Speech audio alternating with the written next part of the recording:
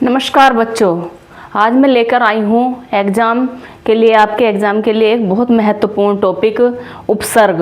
उपसर्ग क्या होता है? यह है जो है हमारे एग्ज़ाम में पूछे जाते हैं और सभी एग्ज़ाम में पूछे जाते हैं। ठीक है, तो उपसर्ग होता है, उपसर्ग का अर्थ है उप का अर्थ है समीप और सर्ग का अर्थ होता है सृष्टि करने वाला। तो जो शब्दांश उपसर्ग से मतलब किसी वाक्यांश से पहले आकर उसका अर्थ बदल देते हैं उन्हें हम उपसर्ग कहते हैं। तो बच्चों, ये जो टॉपिक है बहुत ज़्यादा महत्वपूर्ण है, इसलिए ध्यान से सुनिए। और अगर आपको और क्रिया, सर्वनाम, संज्ञा ये सारे टॉपिक मैं पहले करा चुकी हूँ, आपको अगर यह अपने क्लियर करने हैं एक ही टॉपिक में तो आप मेरी पिछली वीडियो में जाकर देख सकते हैं। चलिए पढ़ते हैं। मैंने अभी आपको बताया उपसर्ग का अर्थ होता है समीप आकर किसी वाक्यांश का किस अर्थ बदल देना। ठीक, उपसर्ग वे शब्दांश होते हैं जो शब्द के पहले जुड़कर उसका अर्थ बदल देते हैं। शब्द के पहले जुड़ते हैं और ये उसका अर्थ बदल देते हैं, किसी भी अर्थ का, किसी भी मतलब शब्द का। जैसे प्रसिद्ध में क्या है? एक शब्द है सिद्ध, यहाँ पर इसमें प्र उपसर्ग लगा है तो ये बन गया है प्रसिद्ध। फिर अभिमान, यहाँ पर क्या है? शब्दांश है हमारा, जो मूल शब्द है वह है मान। मान में अभी उपसर्ग लगा है और यह बन गया है अभिमान। फिर अप उपसर्ग से बना है, यहाँ पर क्या है? मान है तो क्या लगा है इसमें? अभी मतलब अप उपसर्ग लगा है, ये बन गया है अपमान। फिर नाश, यहाँ पर मूल शब्द है नाश तो नाश में वी उपसर्ग लगाकर विनाश बना है। उपकार, कार यहाँ पर मूल शब्द है और ये है उपसर्ग तो इसका बना है उपकार। ठीक है, तो क्या है? जो हमारे मूल शब्द होते हैं, मूल शब्दांश जो होते हैं उनमें उपसर्ग लगता है और वह उनसे पहले लगाया जाता है। उपसर्ग जो होता है वह शब्दांश से हमेशा पहले आता है और वह किसी भी शब्दांश में मिलकर उसका अर्थ जो है बदल देता है। जैसे उपसर्ग दो शब्दों के मेल से बना है। किससे बना है? दो शब्दों के मेल से बना है। अभी मैंने बताया क्या? उप माने होता है समीप और सर्ग का अर्थ होता है सृष्टि करने वाला। अर्थात इसका अर्थ हुआ समीप आकर नए शब्द का निर्माण करना। उपसर्ग क्या होता है? उपसर्ग की कोई अपनी स्वतंत्र सत्ता नहीं होती है। मतलब वह ऐसा शब्दांश है, एक शब्द का अंश ऐसा है कि उसकी अपनी कोई स्वतंत्र सत्ता नहीं होती है कोई भी। वह अगर किसी शब्दांश में मिलेगा तो ही उस शब्द का जिस शब्द में वह मिलता है उस शब्द का अर्थ बदल देता है।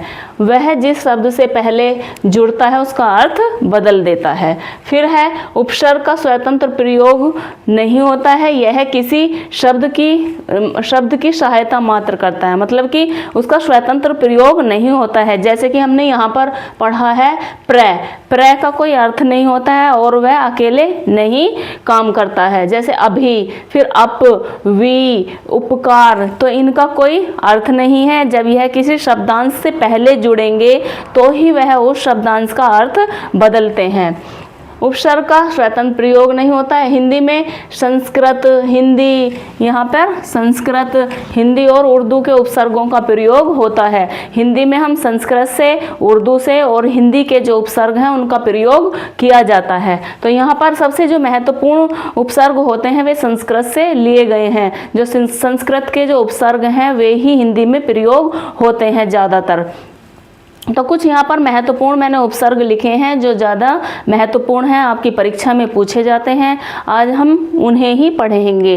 ठीक है, तो यहाँ पे अति उपसर्ग से बहुत सारे शब्द बनते हैं। जैसे अति का अर्थ होता है अधिक, अति का अर्थ अधिक होता है। जैसे अतिकाल, अतिरिक्त, अतिक्रमण, अत्याचार। मैंने क्या बताया? एक मूल शब्द है। आपको अगर कैसे पूछता है, यहाँ पर प्रश्न पूछता है कि इसमें अतिरिक्त रिक्त में कौन सा मूल शब्द होगा, या फिर अतिरिक्त में कौन सा उपसर्ग है, अतिरिक्त में क्या उपसर्ग है। तो क्या करेंगे हम, यहाँ पर मूल जो शब्द है उसे निकाल दो, ऐसे मूल शब्द जो होता है उसे निकाल देंगे और उसमें बताएंगे। तो यहाँ पर हमने लिखा है अति काल, यहाँ पर काल जो है वह क्या है, समय होता है। अति काल मतलब ज़्यादा काल, ज़्यादा समय, तो यहाँ पर क्या होता है, अधिक है ना। तो काल जो है हमने यहाँ पर मूल शब्द निकाल दिया है और यहाँ उपसर्ग क्या बचा, उपसर्ग बचा यहाँ पर अति। ऐसे ही रिक्त, रिक्त माने होता है खाली या स्थान है, तो मतलब खाली, कोई भी चीज़ खाली, रिक्त,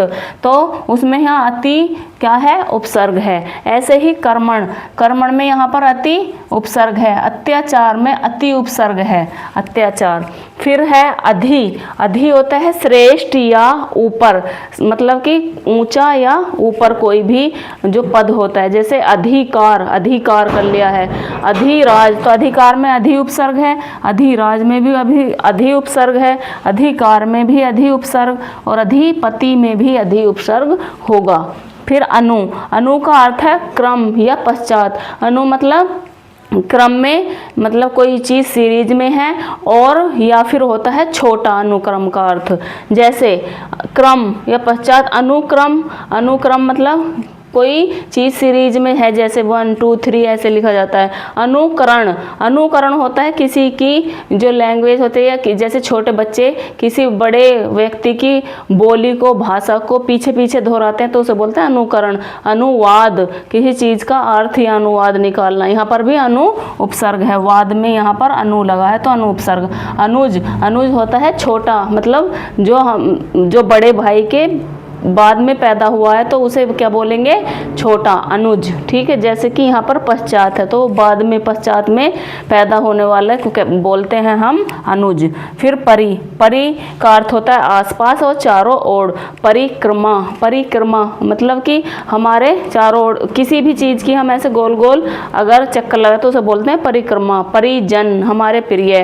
फिर परिपूर्ण मतलब पूरा है, परिपूर्ण है। परिदर्शन, तो यहाँ पर भी परि उपसर्ग है, ये परि उपसर्ग से बनने वाले शब्द हैं।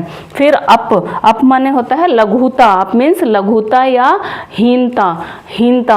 तो यहाँ पर अप का अर्थ क्या हुआ, हीनता। जैसे कि मान में अप लगा दिया तो यहाँ पर बना है अपमान, अप शब्द मतलब बुरे शब्द।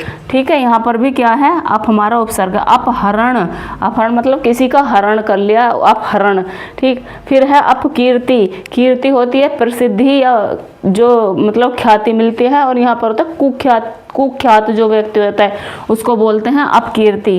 फिर निर, निर का अर्थ है बाहर या निषेध। निर्वास, तो क्या है, यहाँ पर भी निर है, ये जो निर है ये है, ये जो है यह बहुत महत्वपूर्ण है। निर्वास, निराकरण, निर्भय, निर्मल, निर्वाह, तो इनमें निर, ये जो रह है ये यहाँ पर ऐसे मिलेगा तो यहाँ हो जाएगा निर्भय। तो इसमें भी निर उपसर्ग, इसमें भी निर उपसर्ग है, यहाँ पर भी निर उपसर्ग है, यहाँ पर भी निर उपसर्ग है और यहाँ पर भी निर उपसर्ग होगा। निस, निर्दोष, निश्चल, निर्जीव, निर्वसन, तो इनमें क्या है, निश जो है उपसर्ग है। दुर, दुर का अर्थ होता है बुरा या कठिन। दुर्व्यवस्था, अच्छी व्यवस्था जो होती है उससे जो अपोजिट होती है वो होती है दुर्व्यवस्था। और दुर्दशा मतलब अच्छी दशा और बुरी दशा। तो दुर का अर्थ होता है बेकार में, बुरा में या कठिन में। दुर्लभ, किसी चीज़ को पाना जो दुर्लभ होता है, मतलब कोई चीज़ जो समाप्ति की कगार पे होता है वो होता है दुर्लभ। या जैसे हम कहते हैं ये मंजिल बहुत दुर्लभ है, तो दुर्जन, दुर्जन मतलब जन, जन होता है व्यक्ति और दुर्जन बुरा आदमी। फिर दुर्गुण, गुण अच्छी, अच्छाई, और दुर्गुण बुराई। फिर है हमारा नेक्स्ट उप, उप माने होता है निकट, निकट या सहायक। उपकार, उपकूल, उपमंत्री, उपनाम, तो ये क्या कर रहे हैं, कार, का अर्थ है उपकार। उपकार मतलब किसी पर एहसान या मतलब उपकार करना। फिर उपकूल, कूल किनारा, उपकूल। उपमंत्री, तो यहाँ पर भी उप जो है ये हमारा उपसर्ग होगा। अभी मैंने बताया है कि जो हमारा मूल शब्द होता है उसे अलग अगर हम निकाल देंगे तो हम ये पता कर पाएंगे कि इसमें कौन सा उपसर्ग है। फिर सम, सम का अर्थ है पूर्णता या संयोग। संकल्प, संग्रह, संतोष, संयम, संरक्षण, यहाँ पर क्या है, सम जो है उपसर्ग है। प्र का अर्थ है अधिक या आगे। प्रकाश, प्रख्यात, प्रचार, प्रयोग, प्रगति, इनमें क्या है, इनमें प्र उपसर्ग है। फिर यहाँ पर देखेंगे ये हैं कुछ उसके मतलब कि हिंदी के उपसर्ग। ये हमने संस्कृत के उपसर्ग पढ़े हैं। वी है भिन्नता या हीनता, मतलब कि विशेषता, भिन्नता, कोई चीज़ अगर अलग होती है, विशेष होती है तो विशेषता। विकास, विज्ञान, विवाह, विशेष, विराम। प्रति उपसर्ग का अर्थ है विरोध करना या परिवर्तन करना, जैसे कि दान, दान में प्रति उपसर्ग है। कूल किनारा, प्रतिकूल, उसके विपरीत चलना, विरोध करना। प्रतिवादी, प्रतिवादी होता है जो हमारे मतलब अपोजिट चलता है, प्रतिवादी। फिर सु से होता है सुखी, अच्छा। सुकर्म, यहाँ पर कर्म कैसे हैं, सुकर्म है मतलब अच्छे कर्म हैं। सुलभ, सुलभ मतलब आसानी से मिलने वाली चीज़। सुगम, गम मतलब रास्ता होता है। सुगम अच्छा मतलब कि आसान रास्ता। आउपसर्ग, आउपसर्ग है निषेध के अर्थ में प्रयोग होता है, जैसे अमोल, अमोल है, यहाँ पर अमोल कोई चीज़ है, या जैसे अनमोल, अमूल कहते हैं मतलब अनमोल कहते हैं, ऐसे ही अमोल कोई चीज़ है तो यहाँ पर उपसर्ग है। यहाँ जान, जान में आ लगाते हो अनजान।